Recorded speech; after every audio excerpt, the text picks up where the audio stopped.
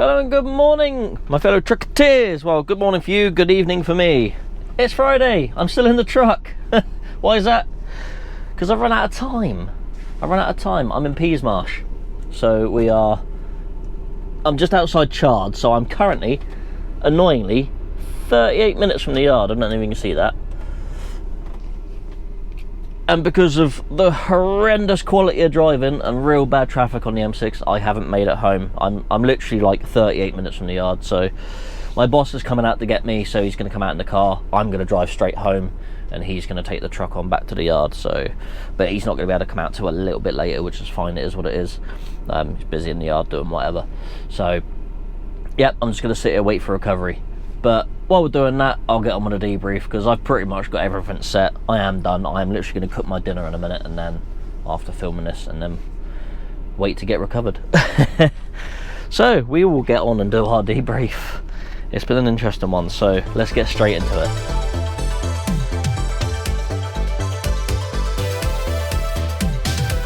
Right, so this is the week of Monday the 7th of July to Friday the 11th of July. So on Monday we started at 4 AM. We run to Gore Cross to collect the trailer 15. Run from there all the way up to Man City Football Club. Yep, so we've done a bit of the old football stuff. I can't stand football, but yeah.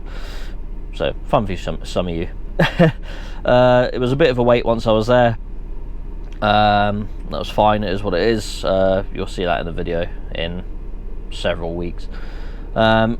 Once I got that unloaded, run to Skelmersdale to load a load of steelwork. Once that was loaded, run south as far as I could. We finished up in Tewkesbury, and we finished at 6:15 PM.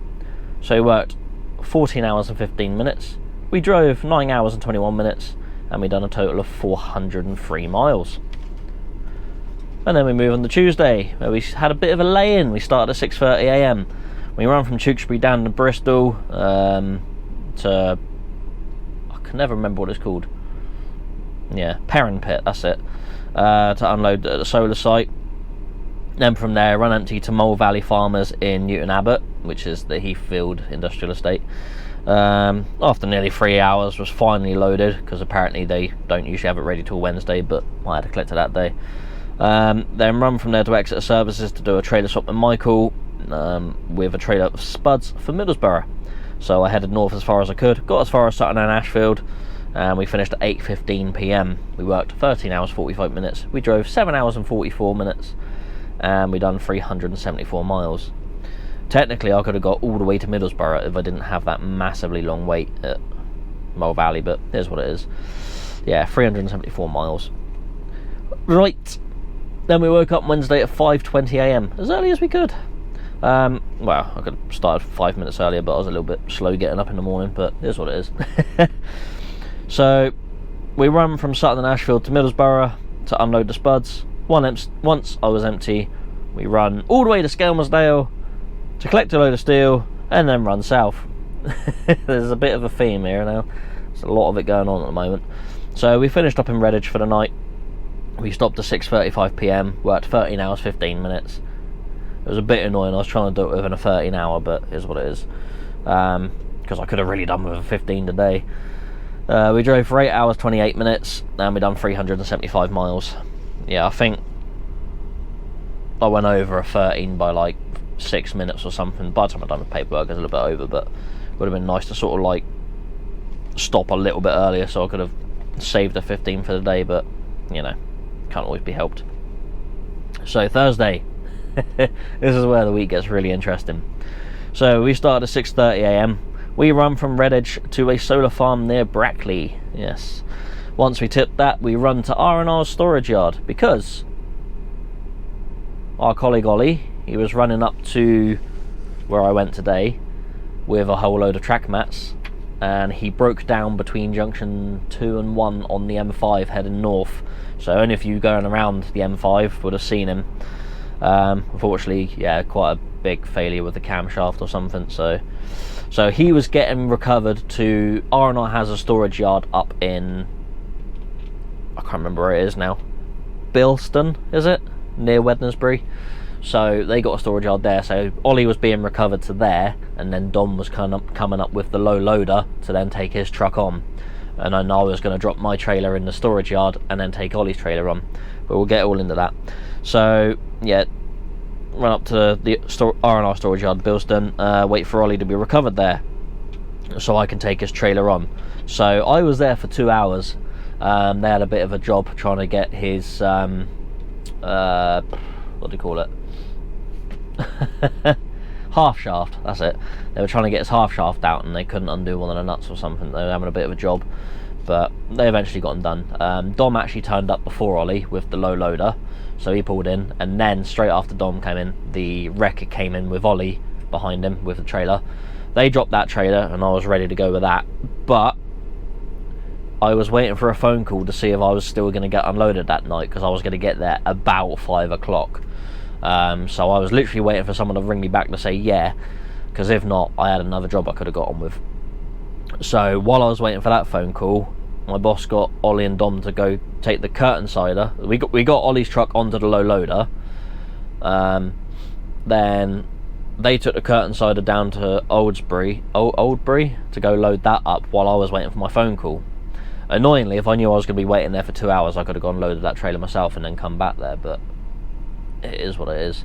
So as I was waiting, they went off. I strapped the truck up on the low loader, and as they were there loading, I got the phone call saying they're not going to tip you tonight, so if you could take the low loader down to Dom and Ollie in Oldbury, bring the curtain sider back to R&R storage yard, and then take Ollie's trailer with the trap mats towards the location. So yeah, it was a hell of a faff, but we got it done. Would have been really, really good to film that day, but I didn't think I was going to be doing a lot that day, so I didn't film, because I'd already filmed this week, and that would have been an excellent film. But it is what it is. Sometimes you win some, you lose some.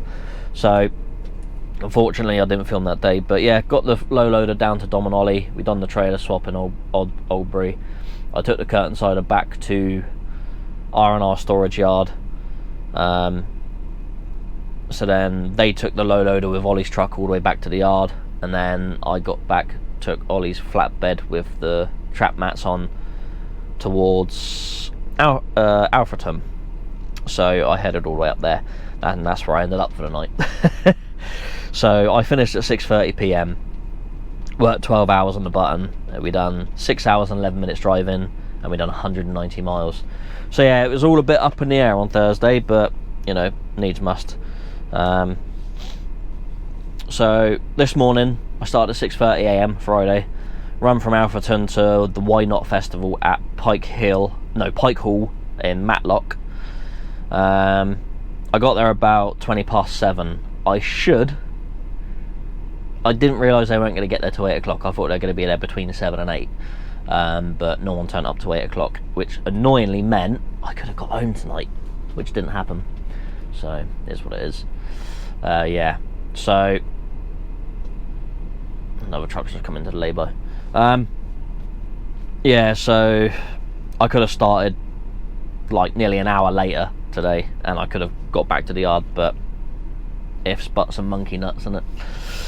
So once we got the load off at the Why Not Festival at Pike Hall, we run across the A537, which is the Cat and Fiddle run, which is a popular road for motorcyclists, and that apparently it's a very dangerous road, and I can see why. It's very twisty, beautiful bit of road. So we run across that and headed back out towards Skelmersdale to collect some more steelwork, which is what I got on now. And I've run literally as far south as I could. Traffic has been absolutely diabolical.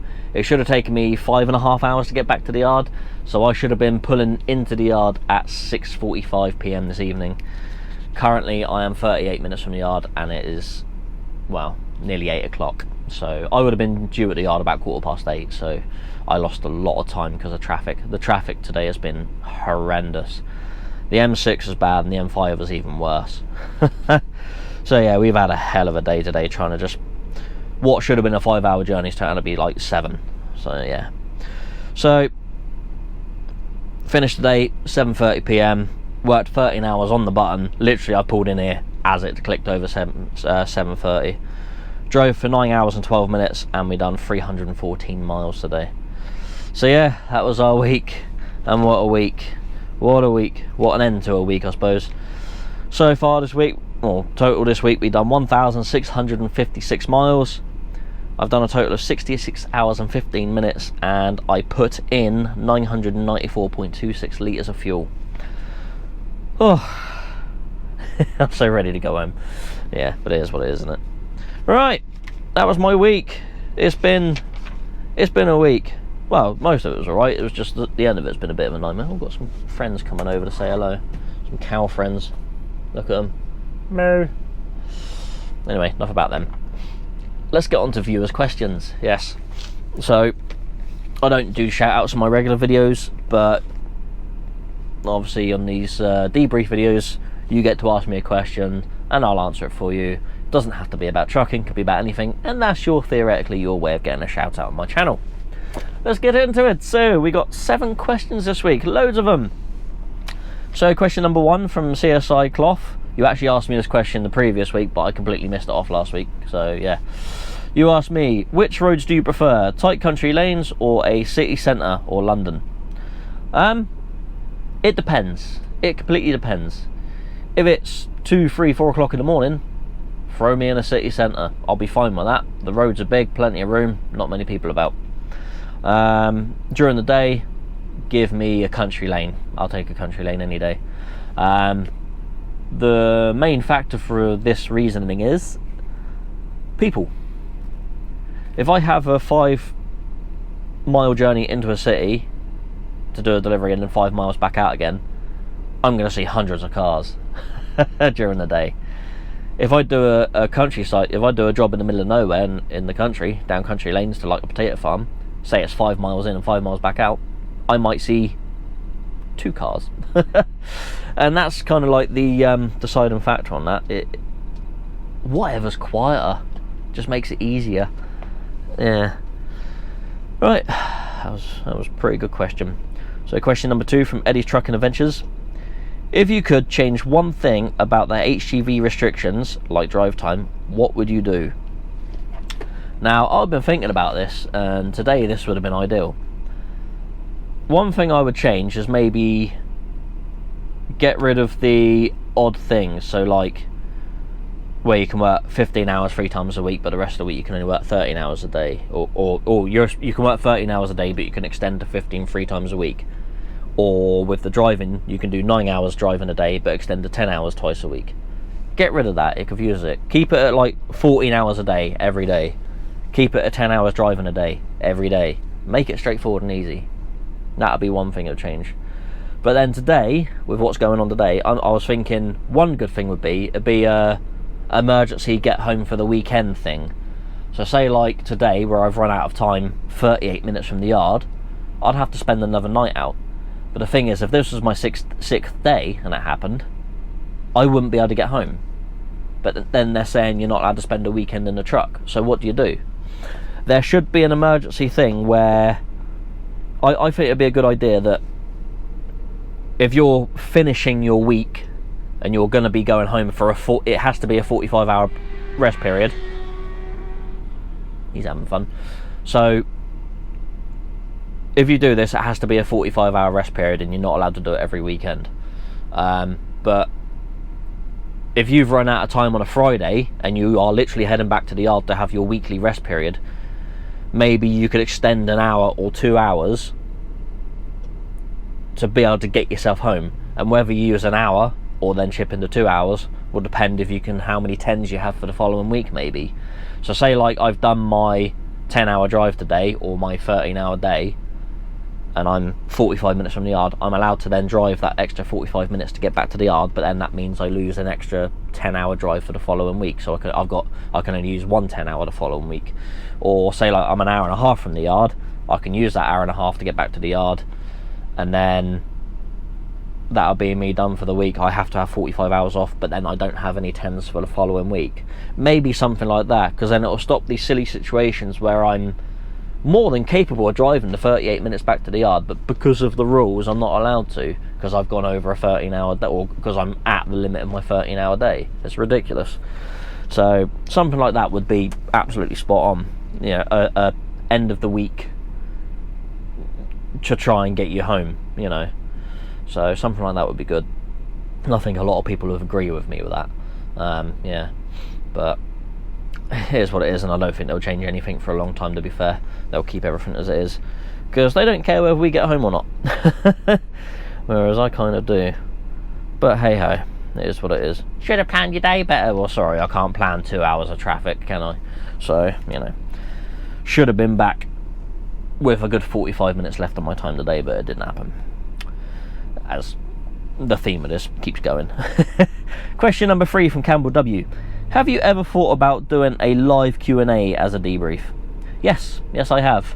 If I ever get time where I'm not busy on a Sunday morning, then I probably will do a live debrief at some point. So I have thought about it, and I'll probably do it for about an hour, you know, do an hour chat, and then people can come on and ask me questions, and we'll do it that way. Obviously I'll read my diary and tell you about my week, but it will happen one day. It's just a case of when. I will obviously, I don't know, set up a schedule or something so someone, so you know about it, so you know to tune in. But as and when that happens, I don't know, but it will happen one day. Question number 4 from Christine Gibbons, sorry. I think that's your name, isn't it? My handwriting's terrible. You said, thinking of heat waves in the past, I recall road tar melting in full sun. Does this still happen? Yes, it does. I actually had a delivery up in Scotland, which you'll see in the video come August, I think. I can't remember. I delivered to a solar site, and well, actually it wasn't in Scotland, it was just outside of Scotland, but it was like, I can't remember where it was now, but it was slightly north of like Gretna Green, but it was still in England. You will see that in the video. But as I turned in, it was quite tight. It was like I sort of come up a hill, and then the entrance goes down a hill. And as I've done that, obviously it puts a lot of weight on the front tyres on the trailer, and I actually did tear the tarmac up a little bit because it was a bit warm.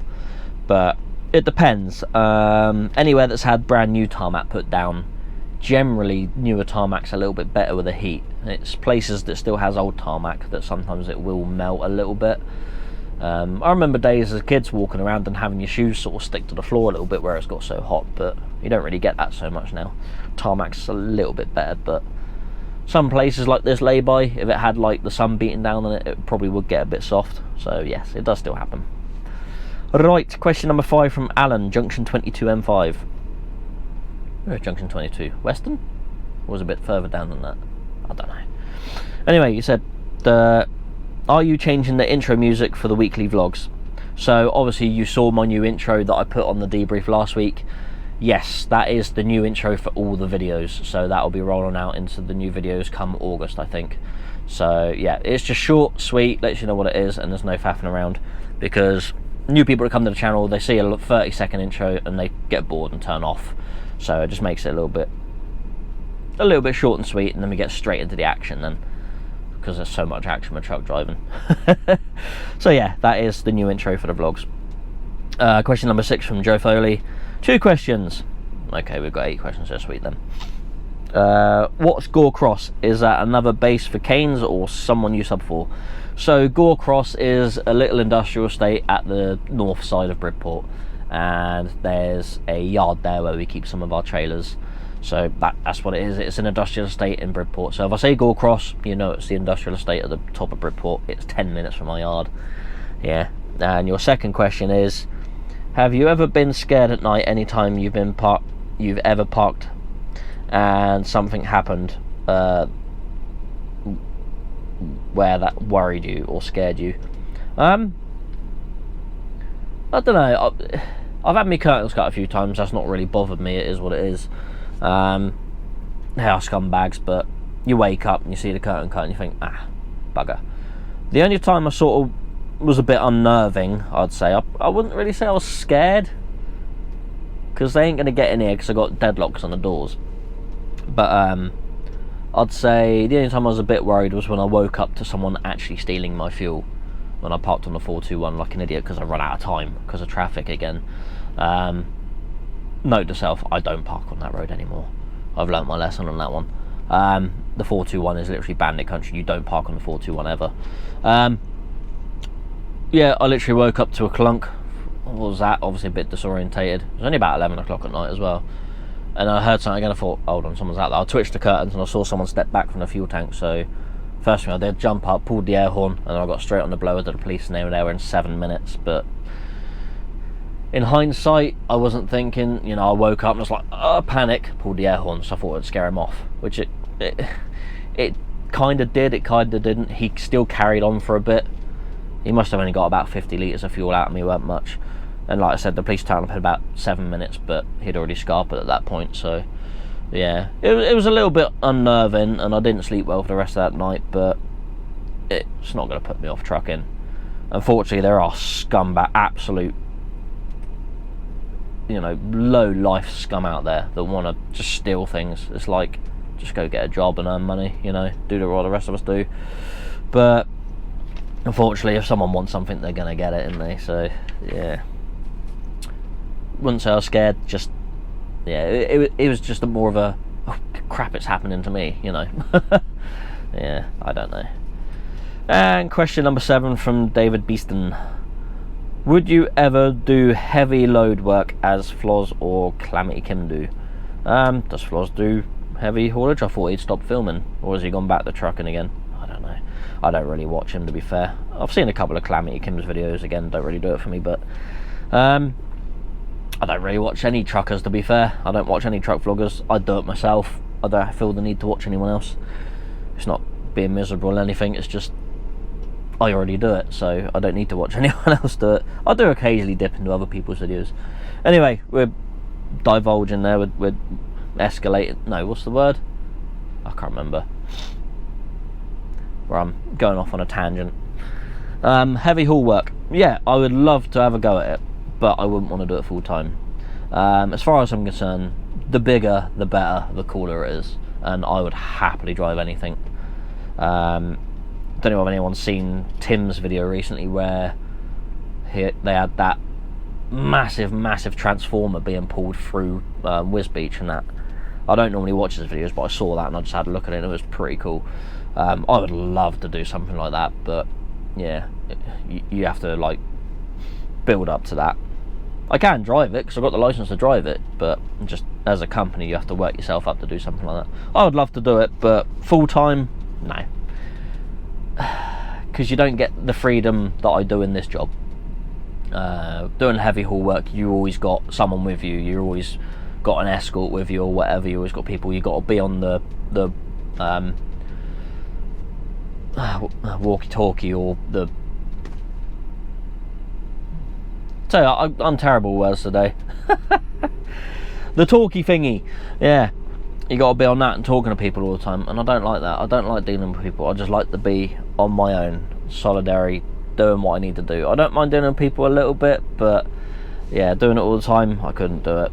It does my head in. I like to be on my own.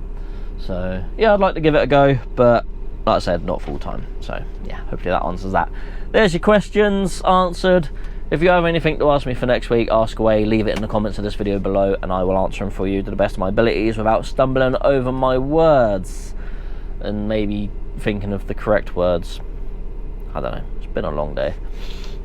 Right, let's get on to the next segment. Car of the week. We got 2, because I can't make my mind up. Well, everyone will choose one over the other, but one of them I've already had before. So this week we saw a R34 Skyline GTR in Bayside Blue. Probably the most common colour they come in. Not my favourite colour, I like the Midnight Purple, but Bayside Blue is a lovely colour for an R34.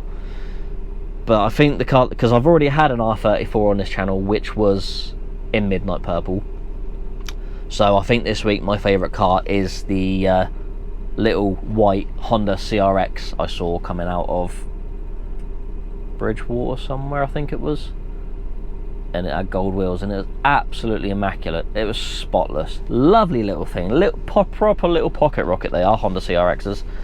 I remember someone had one. I don't think they weigh much, didn't they? Like 800-900 kilos, something like that, and they got 160 horsepower VTEC or something, isn't it? 16B engine or something. So fantastic little thing that was. Like I said, the GTR would have got it if I hadn't already had one that won car of the week. So yeah. Right, let's get on to the next bit, which is mayhem on the roads. Yeah, we've had a bit of a week of it. One of these literally happened about half hour up the road from here. Actually, not even half hour, about 15 minutes up the road from here. So, mayhem on the road. So, as I was heading to Redditch the other day, I had a van overtake me on the M42. Overtake me, so he's doing at least 60 because he's not going that fast past me. And he was towing a car behind him, which is fine. But he was towing him with a ratchet strap. He had the hooks of the ratchet strap locked into each other, and he was towing a car with a ratchet strap.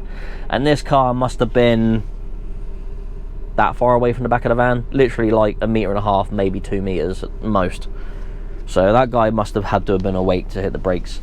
And the thing is, if he hit the brakes and that tension come off that ratchet strap, the hooks could come off, and then that car's stranded, or the hooks rip into something. What people do to get about it really baffles me sometimes. Towing a car with a ratchet strap. I mean, if you can get the hooks locked in or locked together or something, then it's something, but you need a bit more room than 1.5 meters between you and the car, because if you have to hit the brakes, that car's going straight to the back of you, and then we've got a whole world of issues, haven't we? So that was really daft.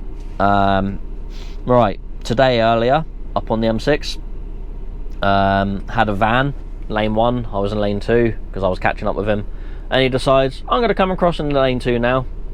I got footage of it on my dash cam. He come across, you can see on the dash cam my bull bar. He was probably about 6 inches to a foot right in front of me. He was very, it didn't look at all in his mirror. I saw him in his mirror, it did not look, just come across, no indication, no nothing. Beat me a horn, he's just like, absolute melt, absolute dribbler. So he's going to cause an accident one day for just not looking. There's been a few silly little knocks today. There's been about 2 or 3 accidents of a car hitting a truck. There's been a car going to the back of a motorbike on the M5 at Bristol. What else was there? Broken down horse box, broken down work van. This is all literally coming up to the Bristol. These last few bits I've said literally on the little bit of, where the M5 meets the M4 at Bristol. And then the last one, as I was coming down the 358 just a minute ago, however long ago, as I was coming up to one of the big lay-bys, a van decides to floor it and pull out right in front of me. Yeah, I pressed the button for the dash cam, but I don't think it saved it. I'll have to have a look, see if I get the footage. If the footage is up, it's up. If it's not, it's not. So yeah, I saw him go and I thought he's not going to pull out, is he? Then he pulled out and I had to hit the brakes, and I got 27 ton of steel on me, so not ideal really. Absolute moron. So I don't know what the hell's wrong with people on the roads today. They stop driving too close to each other, and just for God's sake pay attention and stop doing stupid stuff around trucks. People need to really wake up and stop being so stupid. Idiocy on the roads today. Ridiculous. As you can tell, I'm a bit annoyed about it, but yeah, it's probably because I'm out as well. Right, last little segment, I've got it on my phone, is comment of the week. So I had a very nice comment from I assume it's a lady, because I said something about being knocked up. So I don't know what your name is. Tuture, I think. You'll see on the screen. Anyway, you commented on my 2 Stornoway videos. You commented and you said, I'm from the Isle of Skye, on the northwest coast of the Highlands. I used to drive from here to Weymouth back in the 90s when I was a teenager. I'd leave here around 4 to 5 p.m, so I would avoid snarl-ups on the M74 and M6. Good move. Just potter away and stop around Penrith for a pee stop and coffee. For a pee stop and coffee, and then carry on down the Dorset. I've just turned 48 and driving to Inverness and back absolute bollocks me these days. You truck drivers are amazing. Local ones who haul logs on our narrow twisty roads, and the supermarket delivery ones that come up to all our tiny communities. All of you guys do are super courteous and will pull over to let folks past. Love this video. Haven't been to Cornwall since my husband and I went in February 2003 for a honeymoon. I was knocked up and too pukey to go abroad. Sorry to hear that. And then she left another comment saying, I love going to Lewis. If you ever get the chance, head north to Stornoway, from Stornoway up to Ness. Gorgeous beaches, and the road is like a runway compared to here on Skye.